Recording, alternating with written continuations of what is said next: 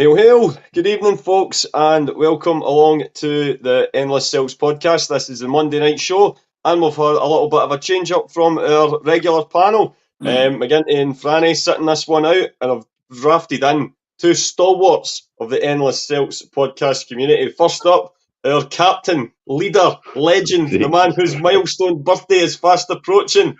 It's the big man, Stephen, live from Ireland. How you doing, mate? I'm all good, buddy. I'm looking forward to talking on the Monday Club. I haven't been on a Monday in ages, to be fair. I don't think I've been on in a while on a Monday, but obviously circumstances and things like that took a hold of this evening. So jumping on, looking forward to a good chat with yourself and Jed. Always a pleasure to have you on, mate. And like you say, for the second week in a row, Jed is filling in for us this week, mate. Delighted to have you on. How are you feeling? Yeah, fine. I'll try not to moan too much tonight. You're not as bad as you get made out to be, Jed. That's what I would say. And so we've got plenty to get stuck into tonight. And Stephen, without further ado, if you could bring up the little preview video. No problem. As Willie always makes them, and he delivers like a postman, very much like myself. Here's what's coming up tonight.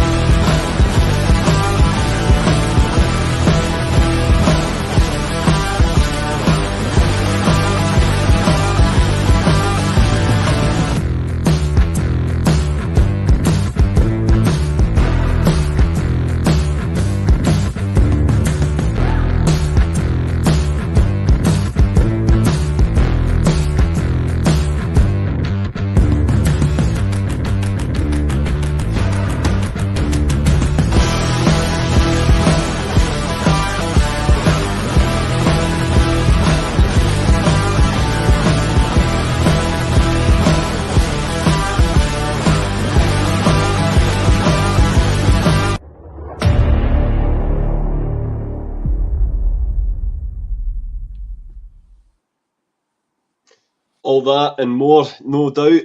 Stephen, but obviously these little preview videos are made we try and do them quite a bit in advance of the show. And obviously Celtic, and during a transfer window time, it's a ever-changing story, whether it be inwards or outwards. And unfortunately, since we made that video and we got all prepped to do the show, we're kind of going to do it in reverse tonight. News is broke on many outlets, some more reputable than others, that Brighton have sort of reignited their interest in Matt O'Reilly. A formal bid apparently has been made. We don't know the exact numbers. Some are saying 28 million euros, and for the Martin Lewis, he's in the chat, they might be able to, to transfer that in terms of currency-wise into what that would be in sterling. Also, some rumours of Leicester also in for Rio Hatate as well, although we don't know how concrete that is at the moment. So I'll come to yourself, just your views on that. You're more well versed in the world of social media than me, so kind of what you're sort of thinking in terms of how far down the line we are with this. Is this something Celtic are going to be able to push back on, or is it looking more and more likely that Matt might be heading for pastures new? Well, like San Fran Celtic said here, let's hope not, but welcome to Matt O'Reilly's wake. Let's hope we don't get that far. But in terms of, look, Matt O'Reilly, the noise is never going away. It was encouraging when Atalanta put out of the race, but I think they just become really impatient with Celtic's transfer policy and what we were holding out for, and they moved on and they got their second alternative target quite quickly from Udinese. I think that they've confirmed him on a season-long loan with an obligation to buy after that sees out that loan deal. But I think this one's entirely up to Matt O'Reilly and what he sees his next step will be in the ladder in terms of clubs. Look, a bigger club than Celtic, Brighton are not, but what Brighton are is a gateway into the Premier League. They have a successful model down there, and we've talked about it many times in this podcast. If you look at the likes of Caicedo, who went to Chelsea for over 100 million quid, their policy over the last couple of years has been fantastic, and they've kind of made themselves into a sustainable English Premier League club. There's not really a threat of relegation there. They were challenging for European spots. They had a good manager at De Zerbi, and then they replaced him with an up-and-coming coach who's 31 years old. And I think they just recently, they're going to sell Billy Gilmore, and there's another midfielder that it's linked away from them as well. So they're definitely looking to fill a void in their midfield. I noticed James Milner, who's nearly 52, started for them at the weekend. So, they're probably looking at situations like that and to kind of ease their midfield troubles, albeit they still won the game quite comfortably, 3-0 in the end. But they're a team that intrigue me. They're a team of, and you know this, I'm very vocal about what they do and how they operate in the transfer market. And I think the way negotiations seem to be going, it's gathered pace right and quick. It was a rumour lunchtime, and then you have all the different sources saying they've bid at £28 million, and people who are close to Brighton have come out and tweeted that, and different news outlets have tweeted that as well. Sky Sports, I think, have it on their ticker banner that they've made a formal approach, and I think it's entirely up to him, as I said there previously. The fee will have to be agreed, but does Matt O'Reilly see this as going to Brighton 2 years performing, and then you end up in a top La Liga club or a top Premier League club? So he has to look at it from that point of view. I think people talk about he's level-headed and he knows what he wants, his journey in football and training in a park to play MK Dons and then getting the move to Celtic basically off the back of his own work and endurance and kind of exuberance to play the game. Do you know what I mean? For himself, instead of being in the Fulham kind of youth ranks, not really making it. He was there with Maurice Jans, and they were quite close friends when he came to Celtic. But I wouldn't begrudge him a move away. I think he deserves it. And it obviously the Brighton thing, why do you go from Celtic to Brighton? But I think for a player like Matt O'Reilly, he just sees the Premier League. He sees what he could maybe achieve there, what he can maybe show.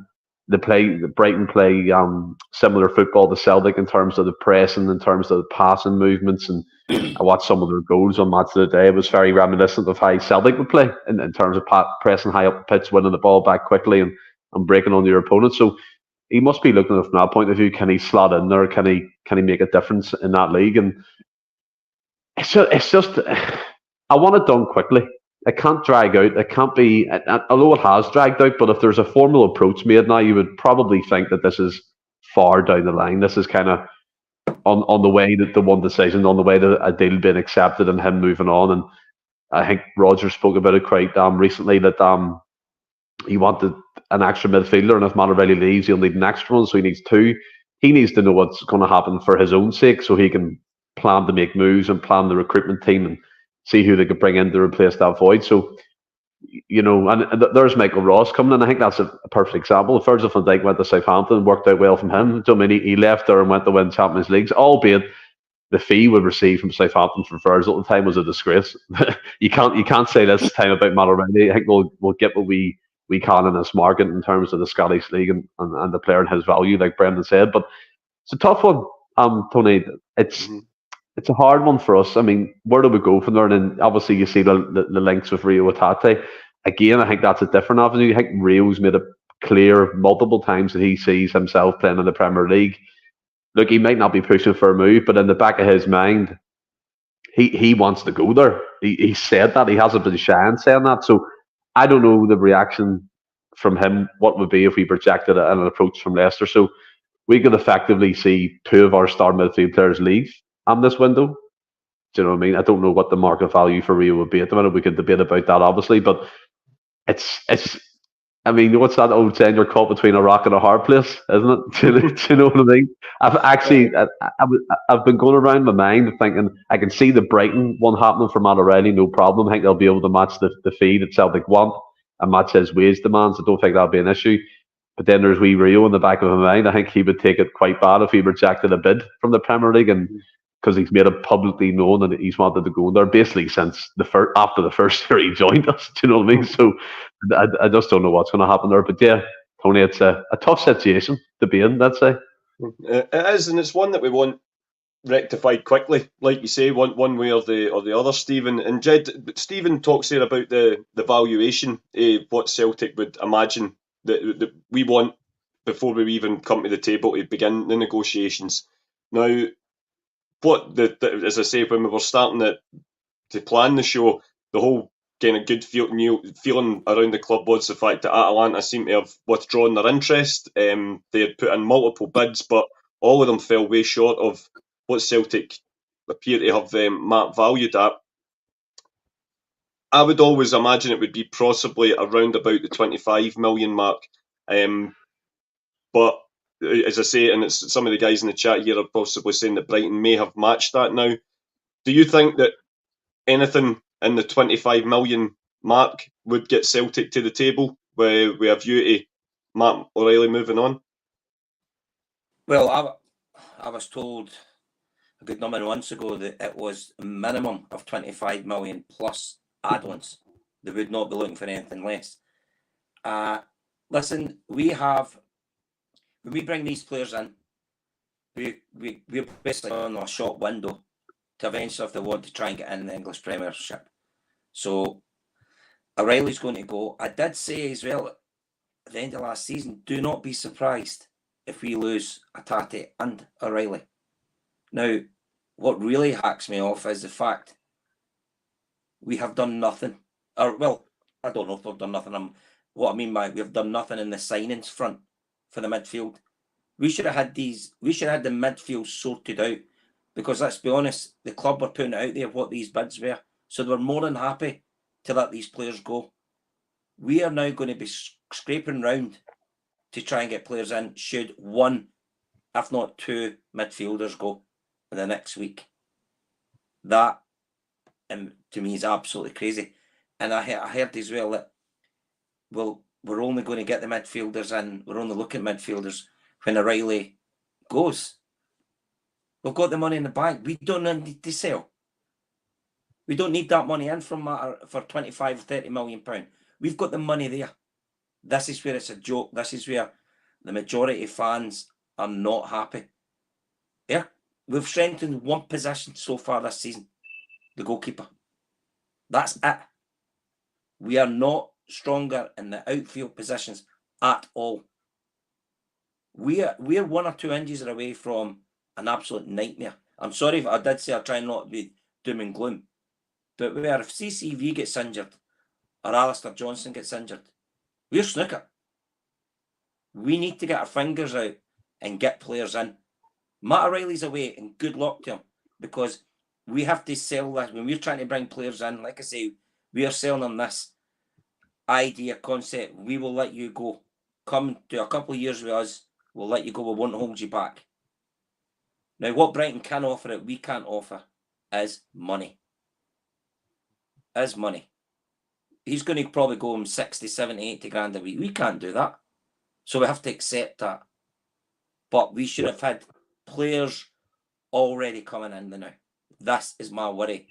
Are we going to be really scraping the barrel next week to get players in? Well, I know that there was last week, Stephen, wasn't it? It was the boy from the Bundesliga. Is it Engels? He seems to be quite highly rated. But like you say, I was under the impression, certainly from what I was reading, that deal was pretty much waiting on, but whether or not we were going to be finding out about Matt O'Reilly. Which I do agree to. Why? Yeah, that is a fair point, Jed, in that respect, because I do think that there clearly is significant funds there, and I think if we want to have a go, especially in Europe this year, that that's the kind of player that we should be attracting. That is the kind of deal that we should be going for. And Brendan sort of alluded to that in his press conference on Friday as well. It sort of got overlooked after he was asked sort of for his views on Ticketgate, but that progression type signing, Ange alluded to it as well, to be fair, in his first time at Celtic, that, you know, we spent £18 million on players last season, and God knows how many of them, in fact, none of them have really, you would say, been improving the starting 11 from the last year's summer window. And, you know, I think Brendan sort of makes the point that if we'd have brought in 2 or 3 players at maybe 5-6 million, you're looking at a different outlook, similar to when we brought in Carter Vickers and Jota in the same window as well. Stephen, yourself, in terms of, we'll go with it now that it seems to be interest in Hatate, but there's nothing, you know, particularly formal in that sense. So that's possibly for another time. But definitely, but in terms of O'Reilly, if rumours are to believe that he is on the way out, then I think we all agree that we're not going to get Matt O'Reilly, you know, that type of quality in one go. But certainly a deal like the type of player that Engels is has got to be on the cards. Celtic can't in any way sell this as we're going to sell Matt O'Reilly and then bring in a player perhaps from the same market as like an Odin Thiago Home, for example. Mm-hmm. No, look, I totally agree. And one thing I want to emphasise, I think the reaction tonight, and even in the comments, and with Jed and myself speaking, and yourself, Tony, while we know it's been a fantastic season, start of the season, brilliant football being played, the goal scorers, the Kuhn and stuff, will come on to that later on. You cannot take your eye off what's going on outside as well, the transfer activity, what's been happening, and kind of pulling the wool over your eyes and being like, this squad's okay to move forward and things like that. When we all know it needs strengthening in certain areas, and I think Jed's right. If we even just keep a hold of Matt O'Reilly and Rio Hatate, we've got areas of that pitch that need looked at right and quick, and that job becomes more difficult when your star player seems to be on the verge of moving to Brighton for a significant fee. And there's no really trust in the board that will be put back into the playing squad, and Rodgers will be given even a chunk of that fund to replace that midfielder. And do you know something? I loved when Rodgers said that on Friday. And look, I'm not tooting my own horn here, but I've been saying that for years. If you stop signing 9 to 10 players for £18 million accumulation, and if you bring in 3 players, 6.5 million, £7 million a piece, that gives your squad an injection of quality instead of banking on a player to work out at 2 million from a Norwegian club or a Swedish club. And look, that's no disrespect. And look, I do know, by the way, not just because you pay a certain fee for a player doesn't guarantee you that player will be fantastic. But the chances of a player, if you're paying £78 million for a player, you've done your research, you can see what he can do, you have him well scouted, you do your due diligence, and then you take the chance on that player. So there's a lot of factors that needs to be obviously combined before you can make a fee like that. But what you're kind of looking at there is more success than that, a better hit rate with them quality players in that kind of bracket. And like, as Arnie Engels, I think I call them Eagles. That's why Monty keeps saying in the comments. You know what I'm like with pronunciation. But players like that excite me because, yeah, he might not be on the same level as O'Reilly, and he comes in as maybe a centre defensive midfielder. But what you could do with that is you could push Kalmack up one, have him playing off of Tate, different variations of play, which Rodgers always talks about. And like Jed, I just hope that the board have planned for this. And it was quite encouraging last week when, I think it was around Tuesday, Wednesday, all these rumours started flying out about all these different players who were linked to. It was quite exciting. Obviously, nine players out of 10 would end up joining the club, but the Engels one was quite interesting. His profile, playing in the Bundesliga, 20 years old. I think they signed him from Club Brugge for 100k. I think it was the fee, and they're looking to sell him on between 9 to 10 million euros. So it just shows you Augsburg are doing the same kind of model that we're trying to replicate as well. So a lot of these kind of middle table teams in these big leagues do that. They kind of get themselves money. It's exciting. He's proved he can do it in the Bundesliga, and it's something we should be looking at. I've always thought to myself, why can we not go to a mid-table German club, a mid-table Italian club, and be like, what do you want for this player? What do you want for that player? We can see where he can fit in our team, because I'm pretty damn sure we can compete with wages and a transfer fee in mid-table clubs in them leagues respectively. But I just hope it's more hope than anything. And Rodgers has been saying this a lot. He just hopes that he's going to be able to add to the squad. And that's not really encouraging for me. But again, sometimes Rodgers says stuff, and you do have to take it with a pinch of salt because the next week he says something totally different. So I don't know what's going on. If we sell O'Reilly, in the comments you can see tonight, people are saying we need to have him replaced. It leaves you, 13 days, 14 days to the end of the window. Yeah. And you are going to be scraping. And the other thing as well, the clubs that we go to are going to know we're desperate and we have money. So they're going to wait for the biggest fee. What's biggest fee, yeah. Is next week we'll probably bring in 3 players right to the death, and 2 of them will be a loan.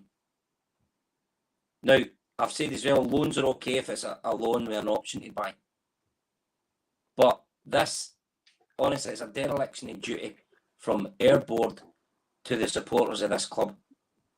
We are in an amazing financial position. We could still spend 30-40 million pounds and we would still have a very healthy bank balance. Come on, get the finger out, get it done. Because everything's great now, because we're playing well. If we get, like I mentioned, if we get a few injuries, then we're really struggling. Is anybody confident Stephen Mills coming in? We've not got a left back. Yeah. The way Kyogo is going to probably miss a couple of games now. He's not wanting to get the operation. He's wanting to wait. We are honestly, at the moment, yes, we are playing fantastic stuff. But we're a few inches away from an absolute nightmare. Yeah, and that's even before you factor in that O'Reilly might be leaving. So there's in European football, there's a lot of work that needs to be done. I mean, the left back position is one that baffles me to eternity. I just don't understand why we haven't got cover at least. Even if they bring a player in, Jesus, just to fill a gap in case Taylor. I hate saying that, but just in case Taylor gets injured, have someone there to come in, because there's no recognised left back. Like you said, I think Thomas Burns put in the comments, we've 6 centre backs, but you wouldn't trust any of them outside Scales and Carter Vickers at this moment in time. I mean, Rodgers doesn't fancy Lagerbielk and they're okay. Look, I know we're going off the tangent here, but to bring it back round O'Reilly and Atate, look, it's a situation that needs sorted out quicker, sooner rather than later. It needs to be done. If they're going to be sold, or one of them's going to be sold, next couple of days, I expect that announcement, and then Celtic need to click into gear and get a replacement in the door. Absolutely. I mean, it's certainly if O'Reilly goes. I mean, and like you say, Stephen, Brendan was saying yesterday, regardless, he's looking at another midfielder anyway. So it would have to be 2 if O'Reilly were to go. Yeah. But like you say, it's something that is going to play out. I'm sure we'll know in the next few days what the situation is going to be, and it's the same with left back as well. I know sort of little James, as we call him these days, is he's been saying it for the word go that that's our deadline day drama that will get Owen Beck in for Liverpool. But watch this space, shall we say? And obviously, we're talking about the fantastic football we're playing, Jed, and obviously yesterday was our League Cup tie against Hibs. Last 16 tie at Celtic Park. I was in the ground about 45 minutes before kick-off, and it was actually more full than what Hampden was at kick-off on Saturday. So I think it was a tremendous backing for the support yesterday, considering it was a 3 o'clock Sunday match in the League Cup, televised fixture. But those that were there, you and I, certainly we were treated to a fantastic football on display. Yeah. I mean, Anthony, you answered me last night on the WhatsApp group. Even walking to the park yesterday, I thought, God, looks like there's going to have a big crowd. Now, where I sit, I'm in the Jock Scene upper, so I can't see down the bottom how busy that was. And I asked you guys how busy, what was the crowd? And that honestly, that must have been 55,000. When I look at the TV pictures now, that was a phenomenal turnout. I mean, it's a credit crisis going on at the moment with people. It was £25 a ticket for the adults. And, it's not cheap. And we used to get games on our season tickets. We don't get nothing like that. So, yeah, we're all paying good money. But, like I say, we don't mind paying good money because we're getting treated on the park. You know, the fans are backing the club. I mean, the good thing yesterday is there was a lot of people there for the first, well, not the first time, non-season ticket holders that were there. So they're going and paying their money, and it was great. You know, there was a few people sitting next to us who weren't the regular guys, so they've obviously bought the tickets. It was great, and I thought it was a good game, really good game. Really pleased with it, and home draw for the next one as well. So there, I've got more money I need to pay out now. More money than he gets off me. No spending it for me. Well, that's the thing, Stephen. I mean, I do agree, Jed. I was actually in the Jockstein Upper yesterday as well, because Dafty here forgot to book the 2 seats before the deadline. But my wee boy Jude, he was there with us as well. Lisa came along, sister was there, my dad was there, my nephew was there. It was like the proper family day out, Stephen. The Waltons. Yeah, that's it. That's exactly what it was like. Took up a full row of seats in the sports bar after it as well. But I just felt, personally, I mean, the north-east corner upper, you know, the sort of just the level above the Green Brigade, there was a little gap at the back of that row, and maybe along the very back row along the upper tier. But apart from that, it was pretty well populated. And Stephen, as Jed says, considering it was a televised match, you gotta say phenomenal turnout from the support. There's no doubt with the Celtic fans. I mean, they're there and they're always there, that famous saying. But without being cliche or anything, I obviously watched it on the TV with my grandparents, my mum, my brother, and my 2 daughters. So it was quite a packed house where we were as well. So it was very good to watch. And I have to say that the Celtic Park pitch is looking immaculate for the first time in years. It's like a bowling green. So I'm happy about that. It used to bug the shit out of me. But I'm so happy now that it seems to be sorted out. But yeah, I mean, the funny thing is, you know that we dance that they did with their wee ultra group? Do you know that was pre-planned? That was planned. Oh no! Aye. Sorry, I thought you were talking about the Green Brigade there. No, Jesus, no! You can't plan anything with them, but they planned. They planned that. That's actually tin pot material there, look. But yeah, no. By the way, I looked at a lot of Rangers fans have saying, "What the hell's going on? That's embarrassing." Aye, but Park. It's a joke. Aye, but Park end of the side, load of shite. But that's what I would throw that in. But yeah, it looked great on TV. Celtic Park looked majorly packed. I think there was 50-odd thousand. I think Alistair Jack put in there was a record for our first League Cup game, so that's a good sign. And like you both said there, that the Celtic support are fully back in the team and back in Brendan Rodgers. You get over that wee spell last year where it was a wee bit awkward, and you know we're over that now. And the team's free flowing. It's brilliant to watch. I know, absolutely. And right back at you, Stephen. Oh, sorry, Jed, on you go. I put in the chat last night. Take an average of £20 a ticket. 50. That's over £1 million. The club took yesterday. And I went straight to you. Aye, straight to, I think that Lowell's getting his back garden at the Heating Underground there as well. So it is. It's Peter Lawwell's world. We're just living in it, Jed. And but Stephen, like you say, we had a fast start against them at Easter Road last week. A far better start than we're used to doing at Easter Road, it has to be said. And the kind of chat amongst the fans that I was talking to yesterday, that was what obviously we were hoping for, more of the same. And they duly got it. Obviously, the team news had went out that Kyogo, like you say, was getting rested due to that shoulder issue. Adamida was on the bench. So Dyson Maeda started up front, and 2 goals in 20 minutes. And in typical Dyson fashion, they weren't, worldies. It was that kind of anticipation, sort of scrappy finish. But they all count, and you got to say he did lead the line yesterday very well. And has to be said, 2 great assists from Matt O'Reilly as well. Oh, he plays there for Japan. That's his position for the Japan national team, and I think it's more down to the fact that how he can press the game. And I love all the wee geeky words and stuff and nerdy words that Roger says. He was talking about attacking the depth and getting in the depth and getting in the positions and moving the defence around. And Maeda can do that all day long. He's a Duracell bunny. He just runs around that pitch. And look, we all know he's not blessed with the greatest quality 9 times out of 10. But what he gives you is that work rate, enthusiasm, effort. Do you know what I mean? The determination to win that ball back. And the goals weren't poetic, but I think the build-up play certainly was at times. I think we were absolutely fantastic. Was it the first goal? Rio Tate cut the ball back in 6-yard box. So there's an assist for Rio added to the goal he's already got this season, and a one-touch finish, and it went into the far left post. And I'm not going to take that. Jed can speak about the other goal because I don't want to talk about both of them, but I'll be greedy then and not give Jed anything to talk about. But the other goal, if you look as well, Kuhn was heavily involved in the first goal, and then a fantastic pass for Maeda's second goal. Absolutely brilliant pass. I mean, look at the assists Kuhn's already had, and also the goals he's scored. The guy's just gone under the radar a wee bit, which is good, you know. But you can see he's playing with confidence.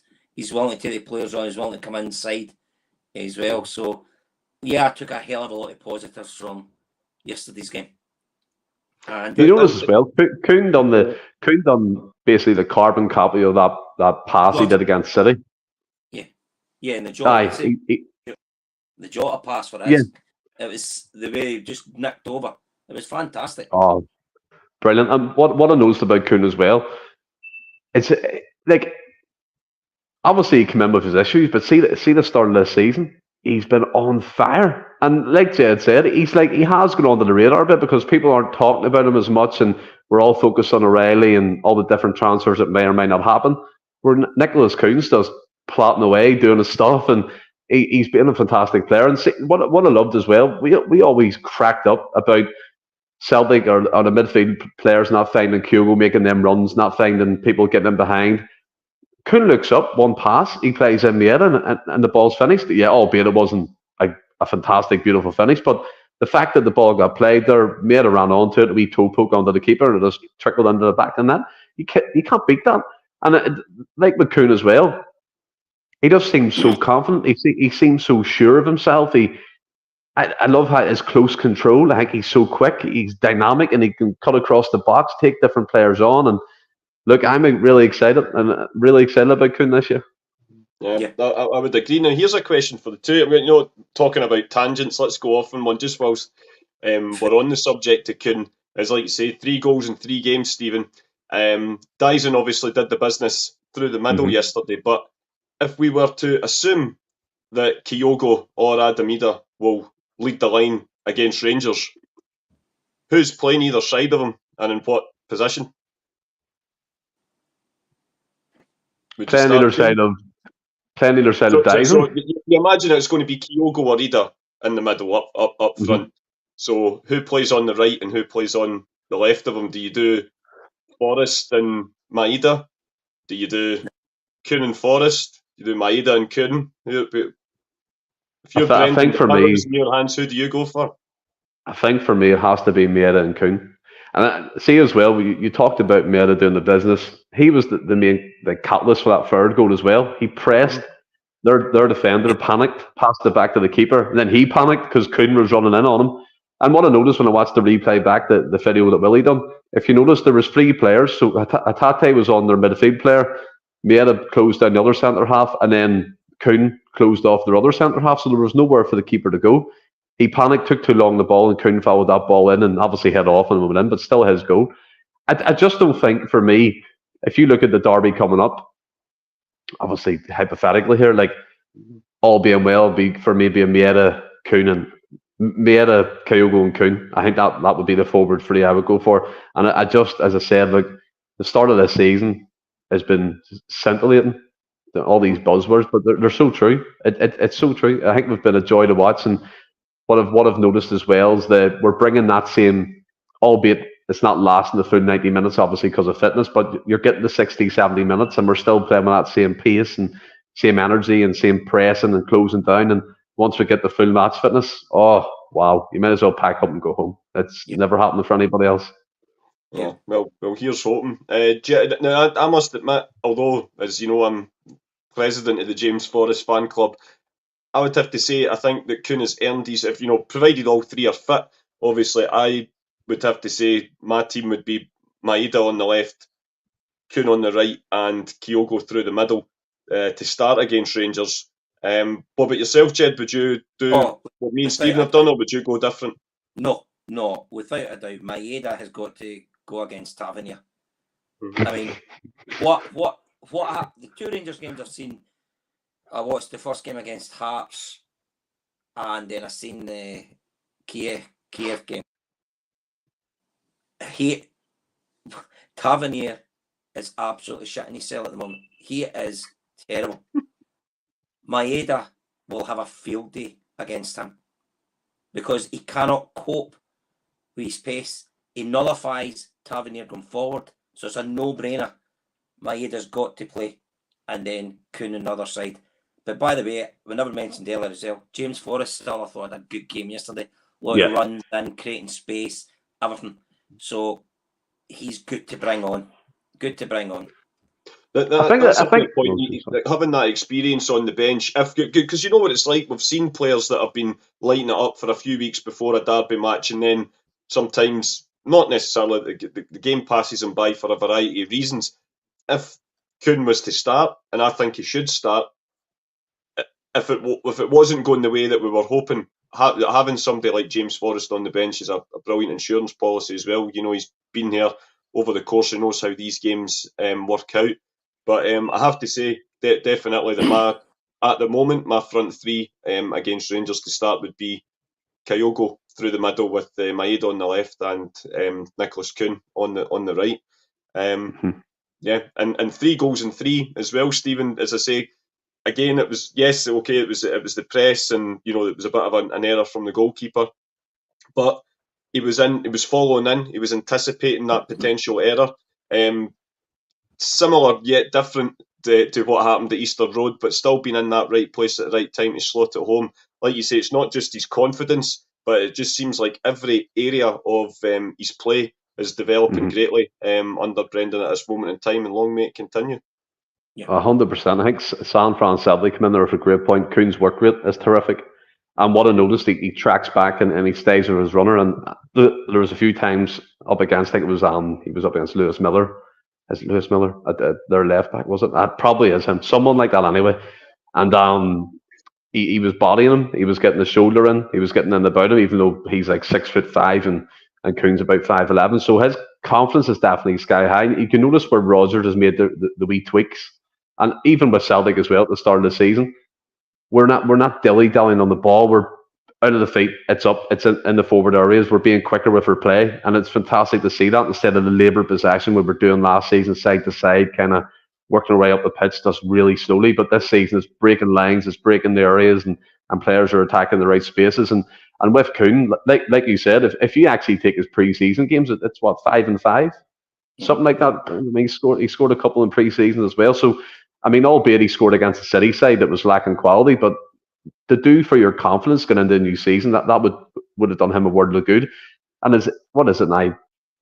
2 assists, 3 goals, so 5 goal contributions in 3 games. That's absolutely fantastic. And if he keeps them numbers up, I mean, I said it in pre-season. It might have been off the cuff, but I think he could have a greater impact than Neil Abada did over his time at Celtic. Now, bear in mind, if he keeps them numbers up and keeps producing the goods week in, week out over a sustained period of time, that's when I'll believe that. But early signs are encouraging.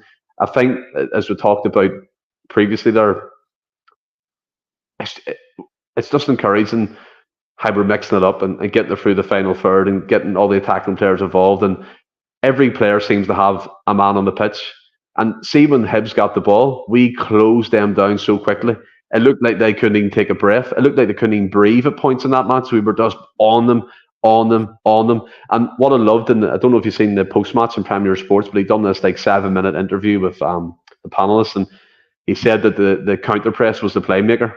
You win the counter press, you win the ball back high, you can play from there, and you can get into goal scoring opportunities, and that's fantastic. See that mindset, see that elite mentality. If we keep pumping that out, if we keep playing like that domestically, unstoppable.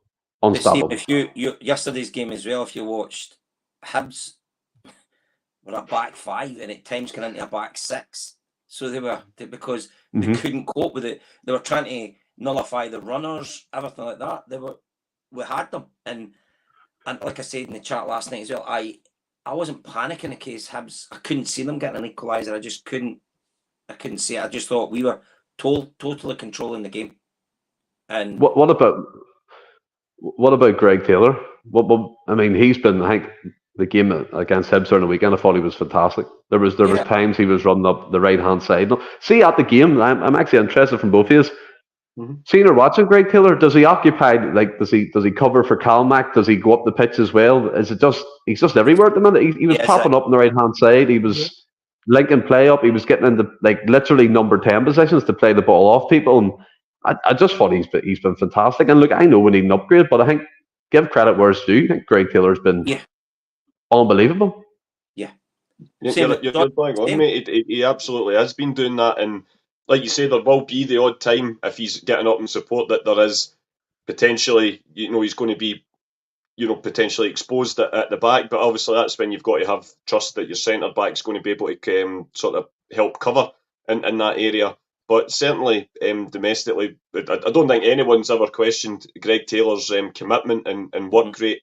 And you always think back to that. About this time 2 years ago when he had a fantastic performance at Rugby Park, when I think Jota scored 2. I think Celtic won 5 or 6-0 that day, and but it was in the pre-match. Jota was really complimentary, and it says people don't understand just how much work and how much of our stuff starts from Greg's work. And I think barring the odd game here and there, he's been absolutely exceptional. And yeah, as I say, I think one thing I would like to see, rather, of course, but like anyone, I want competition for places as well, and I think we do have to at least bring a left back in. But I would like to see him tied down on a new contract as well. And I find it absolutely baffling that Greg Taylor, for all his efforts at Celtic and everything he's achieved, is sitting in the final year of his contract, and there doesn't seem to be anything to suggest that we're any further down the line with him agreeing a new deal. So I think that's something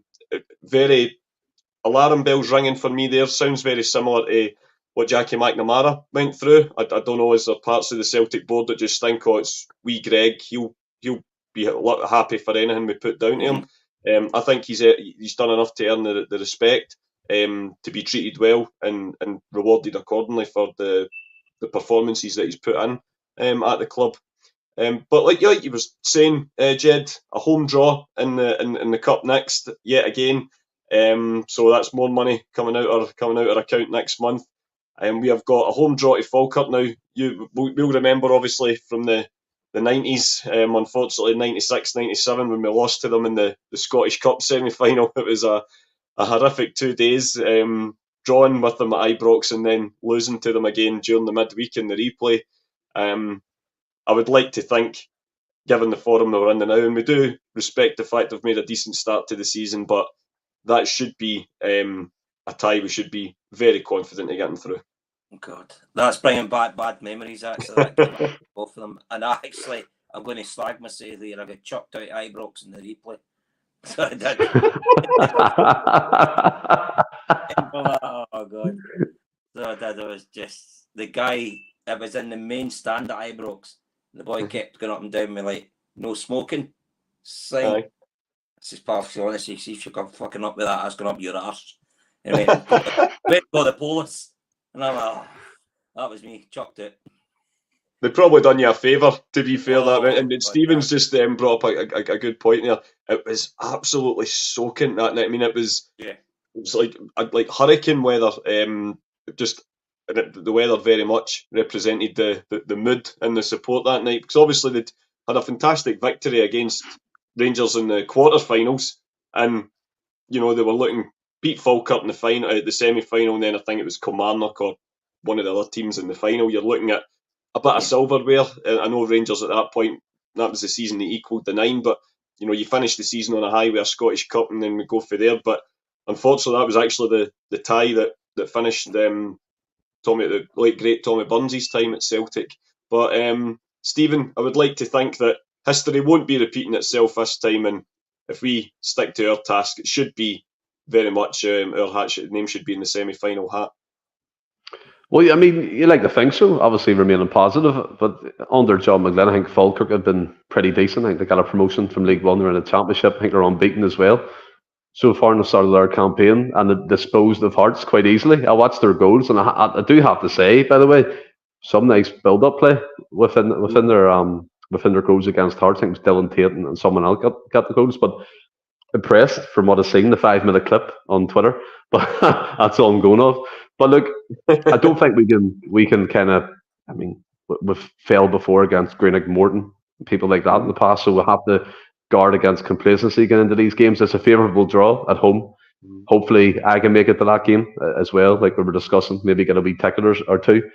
I'm in the League Cup, which would be fantastic over for a game this season. But yeah, it's a game I'm looking forward to, and I know Rogers thinks highly of John McGlynn. He was a scout when he was here previously. It was quite funny yesterday, people saying that the Gucci belt was out. He was basically taking credit for John McGlynn got back into management with Falkirk. He's like, I give him encouragement. I encourage them to do it and all this. But look, obviously they know each other quite well, and they're quite fond of each other, having worked together in the past. But look, Falkirk are a team on the up, and I was listening to their chief executive done an interview, and he was talking about the size of Falkirk, and he compares them to likes of St Mirren and Kilmarnock in European football, and they want to do that. They want to achieve that. So their ambitions is to get out of the Championship, get into the Premiership, and see what they can do from there. So I'm all for that ambition with the smaller teams in Scottish football. But favourable draw, yes, it is. Do I think we'll win? Of course I do. But let's guard against complacency and look forward to the game from being professional. And absolutely, if it turns out if you do manage to get over, we'll obviously have to arrange a little catch up in and around the stadium as well. Yes. Although it's the week after the 14th, isn't it? So we'll recovered by that point, but we'll just need to work that out near the time. But yeah, I suppose probably just a wee sort of side note to end things on, I suppose. But when you talk about the Falkirk chief executive there and that confident, I mean, Falkirk have got all the sort of foundations in place, and they've got a fantastic stadium for a club their size, and I think they're very well within their rights to claim that they historically have just got as much right to success as a St Mirren or a Kilmarnock or anything like that. Very established club in the Central Belt. But we talk about the TV deals, the Scottish football, the pittance that we get compared to things in England. Scottish football will only improve if some of these. I don't mean the word in a disrespectful way, but obviously they're provincial clubs in terms of they're not a Celtic, clearly not an Aberdeen or even a Hearts or a Hibs, but all the other teams out with that sort of top 4 or 5, they've got to find ways to improve. And I know Falkirk haven't had their troubles to seek in the last few years, but they do seem to have got a grip on things now. And if teams like that start upping their standards, it can only be a good thing for the game as a whole. Yeah, I think as well when Falkirk comes, they'll bring a good support with them. Absolutely. To be honest, just in yesterday's game, I actually thought there might have been a few changes. So, but I think Rogers says no, he wants to win this cup back. So I think when we do play them, we've all got out with a very strong team. So that's where it's given me the confidence to think, yeah, we should be fine. We should be fine. Absolutely. I think on the point you were making there, Tony, about clubs improving. I mean, you look at Queen's Park; they went through a stage there where they were appointing Ajax sporting directors and people from Holland. Obviously, that's kind of dropped off because the coach they had left, and I think he brought a lot of that kind of staff with him. I think they have your man now who used to manage St Johnson. Is it Davidson? I think his name is Colin Davidson. Yeah, so he's their manager at the moment. So look, it's one of these things, and I was speaking about this in the group chat as well. The likes of Aberdeen spending nearly £1 million on that player who scored their winning goal to get them through in the cup. He scored a last-minute winner against the team they were playing. So you need these other clubs need to kind of push the boundaries a wee bit more now. Need to push the envelope. If I was at any club in the SPFL, and look, this might sound madness, but if I had the budget, I'd be looking at Seville going, fuck, if we do this right, we get the recruitment right, we can be a definite challenger for second place and getting the Champions League stuff and getting that money that comes with it. And I always say it, I'm all for the Scottish football improving, and there's multiple ways. I mean, I think there was a rumour on Twitter today saying expect a big announcement from the TV deal in the coming week. So hopefully that's going to improve. We need a few more £1 million on that one, need Doncaster. I think the likes of Falkirk and Dunfermline, they have their own dedicated training centres. Dundee have a training centre now. So things like that are evolving over time, and it needs to keep evolving.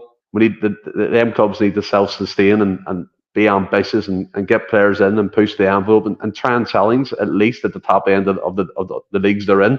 And then eventually, I always talk about the accumulation effect, but I think Aberdeen are doing it so right. I mean, Bojan Miovski, they sold for over 6.5 million. Lewis Ferguson, they recouped like 4 million. Calvin Ramsey, 6 million. Scott McKenna, 6 million. So there's things that they're doing right with their recruitment model. If they keep that going, they sustain them transfer fees they're bringing in. You might see them breaking the 1 million, 2 million bracket in the coming years. And then that improves the quality of player that we get in the league, improves the product, like you said, Tony. And then all round it gives it a competitive edge again and more attractive to TV bidders. So that's what I look forward to seeing from Scottish football, just evolving over time and kind of pushing the envelope and seeing what them smaller provincial clubs can do. Can I just make a point of that? Aberdeen have great potential. I've always said that. I remember I'm of an age when Monty and that were the same when Aberdeen were a strong force in Scottish football. And they're 2 wins in the league. They've won in the cup as well. And they will bring the fans back if they can keep that going. It will be a tough place to go to Aberdeen to get points. Because, let's be honest, I've been up there myself numerous times.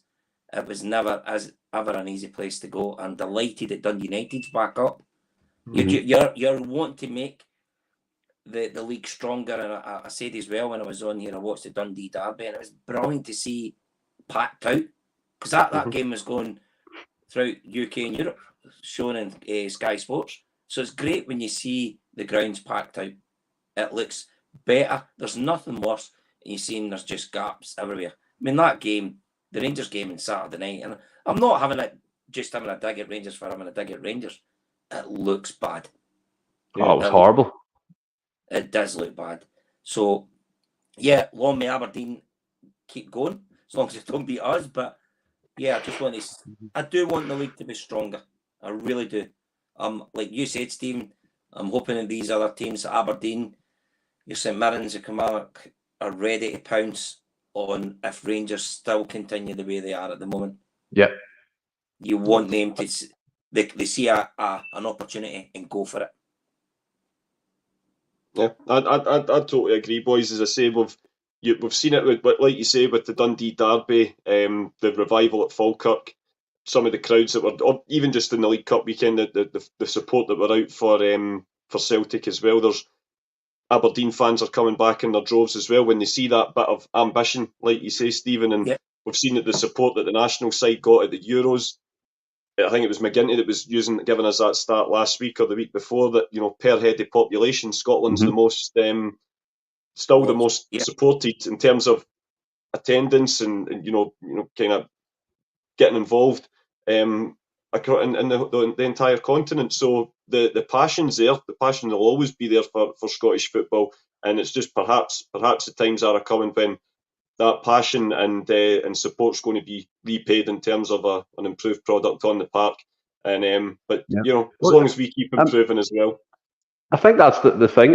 Things evolve over time, don't they? And it does take Scottish football 10 years before after the rest do it. We're hanging on the coattails of things. But I mean, you referenced Dundee United there, Abjad. They've signed like Macedonian internationals, Nigerian internationals to come in this season. So they're trying to think outside the box. It's all about recruitment. And as Rogers always says, to bring it back to Celtic, recruitment is key. If you don't get it right, it's a messy mistake. And that's it. We made 9 costly mistakes last summer. Let's hope we don't repeat that, get into the end of this transfer window, and we keep evolving as a team, and we go into the Champions League. And do you know what I fucking love, by the way? 9 costly mistakes, because we ain't signing 9 people, so don't worry. I will, No, I get that. But you know what I like what Roger said on the Premier Sports interview? He literally turned around and goes, I just don't want to participate in the Champions League. So he knows what the fans are thinking. He's well in tune. It's just to see the results that we get at the end of this transfer window, and if they match his ambition. As it stands at the moment, we'll be competitive, to use the buzzword, but I don't think we'll really make a dent in it. We need a couple more quality signings, Tony, and I think we'll be kicking and screaming. I think we really will. It's crazy that time of year's fast approaching as well. As I say, we'll probably have something in place for doing the draw. all the excitement around it, the extra games. I didn't realise that it was actually just today I realised that the match doesn't cut into, it goes right in the way to the end of January as well. So at least that's European football after Christmas sorted this year. We don't have to worry about that. But absolutely, we don't want to just be there for the sake of being there. I think that we've definitely. The good thing is, yes, of course, we the match that the group was over by that point, but getting those little monkeys off the back, like haven't won a group game or whatever, some of those things have been, we've sort of overcame that in the last couple of years, but definitely we want to just keep improving. That's all you ever want to do.